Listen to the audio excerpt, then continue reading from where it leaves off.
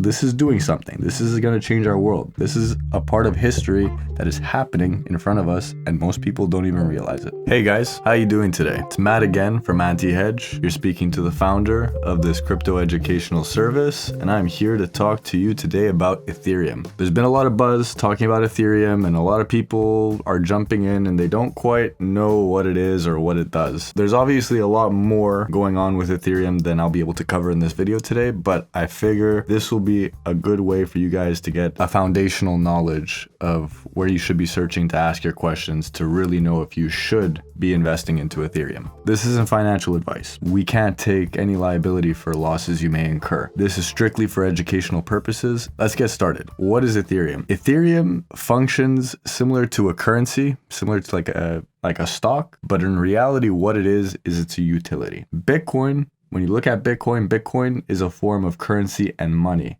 It's been deemed so legally in an American court, and that's why now you could go to jail for money laundering with Bitcoin, because it's been deemed a form of money now officially. Ethereum is slightly different. It's not considered a form of money, even though it functions as a currency. It's technically a utility. Now, what is that utility? What does it provide? Ethereum provides a platform for creating applications, and some of those use cases would include decentralized finance, NFT creation, no-code app development, and smart contracts. I'm going to break down what each of these things means for you right now. And it's extremely interesting because that's where you'll understand where the hype and the buzz is. I'll start off by saying, what is a smart contract? Now, a smart contract is basically like a regular contract, but instead of being upheld by, let's say, a lawyer or a notary or anything that requires, let's say, multiple middlemen to function, well, a smart contract acts as all those intermediaries. So technically, you would have a smart contract a template, which could be something as simple as, let's say, a mortgage, right? And instead of you having to contact your bank to pay it and have your lawyer sign the papers and get a mortgage broker and a notary, it's like, no.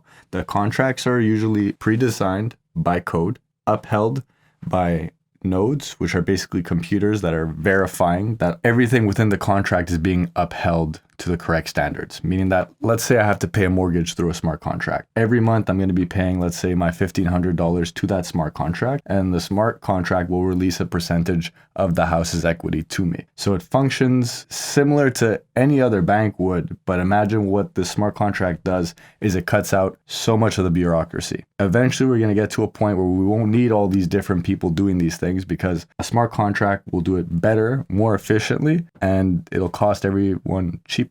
So you'll actually be able to get loans for a lot cheaper with this technology. The beauty of it is that it's self-executing. Because of that, you don't really have to worry too much about it failing because it's being upheld by the internet and the computers. Now, the next thing that makes these smart contracts important is DeFi, decentralized finance. And this is really what's been propelling Ethereum into the world as such an important tool. Now, what is decentralized finance, DeFi? It is the exact opposite of centralized finance, which is basically you going to a bank for a loan, they have to give you a credit check, then they give you a percentage of interest, and then from there you have to deal with them and all the bureaucracy behind it, right? What decentralized finance does is instead of you going to a bank, which is going to be a centralized money pit, instead what it is let's say everyone in the world were to put $100 into a pot, like a communal pot of money, right? They're all going to receive interest on putting their $100 in based on them adding to the network. And then let's say I want to take out a loan. I'm going to basically negotiate with a smart contract the terms of my loan. I'll be paying a lot cheaper. And what it is I'll be taking from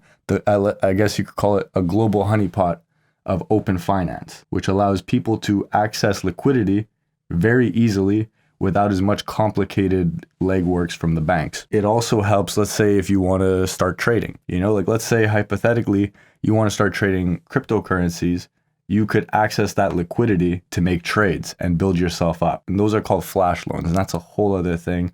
We could cover that on another topic, but I'm just going through the basics of what DeFi is. DeFi is basically the beginning of becoming a world bank where everyone could participate and there isn't exclusion based on your financial situation or credit history or anything like that, because most of the centralized finance systems at this point are Ponzi schemes. They're designed to screw people over because it's more profitable to screw them over than it is to keep them around as customers. That's why you see a lot of banks are having issues on their balance sheets, because right now it costs a lot to run a bank. You have to pay people in their insurances, and you have to have so many different people in the bureaucracy that it's killing the banks. Then you have to factor in the inflation of their currency, because they don't respect the financial system. They'll print recklessly, and then we have to pay it as taxpayers. It doesn't work out that well for us because they're robbing us silently through, I guess, the ignorance of how the system really works. So they'll use all these fancy words to basically confuse us to not really see what they're doing. And that's coming to an end because of DeFi. The ability to access loans without needing a centralized entity to give you that loan. Another thing that's awesome about Ethereum is that it is the beginning of NFTs. And NFTs are non-fungible tokens. This is the ability to tokenize anything you want. This isn't just random digital art pieces or this or that. This could be even something as tokenizing this mug. Let's say this is the only mug like this in the world, and I decide, okay, well, I want to keep the authenticity of this mug, and I don't want anyone to fabricate it. I'm going to tokenize it. I'm going to create an NFT that is paired to this via a QR code, basically. If someone decides they want to buy this mug, they're going to need the NFT to prove that it's the original one, to say it's my mug. Let's say the Anti Hedge founder's mug. I'm going to have an NFT that makes it legitimate. And we're going to talk about that more in our next video with Luxo, which will be doing NFT 2.0, but that's in the next video. We'll be covering that. And lastly, the other thing that's beautiful about Ethereum is no code app development. Now, this is becoming more and more popular because realistically, not everyone has time to learn coding. It's complicated. And you know what? It takes long hours and it's just very difficult. So Ethereum was like, hey, we have this platform and this structure already laid out. So that way people could use it almost like an open source kind of thing where everyone could use it and anyone could add to it and make it better. And from there,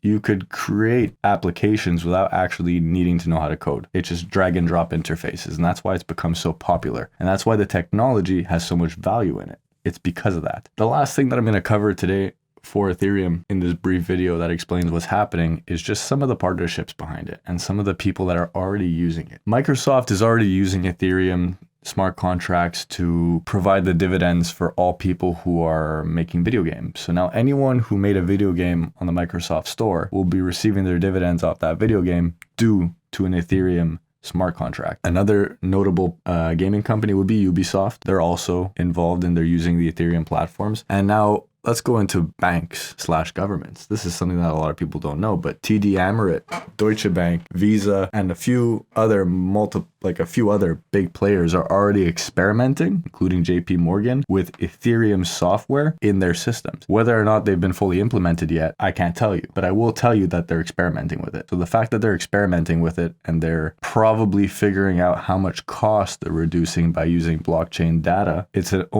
I would assume it's an inevitability that it'll become part of our systems at some point or another, especially if they've experimented and some of them are already using it to create their own central bank digital currency, CBDC. That's coming in the future. Soon our money will be issued through a blockchain on a regular, let's say you have a Canadian dollar through a distributed ledger, a blockchain like Ethereum. And that's where it's heading. Another huge player that is using Ethereum's platform and blockchain capabilities is actually the Amazon supply chain. And that's another big one that a lot of people don't know about, but Amazon Cloud and all these services are already messing around with these blockchain technologies, including IBM. That's a lot of information. That's a lot of partnerships. And the more you look at it, the more you'll realize that Ethereum is just really a growing network. It's almost like a web that is going to be slowly consuming a lot of money, just going to be attracting all that market share. There's a reason people are so bullish on it.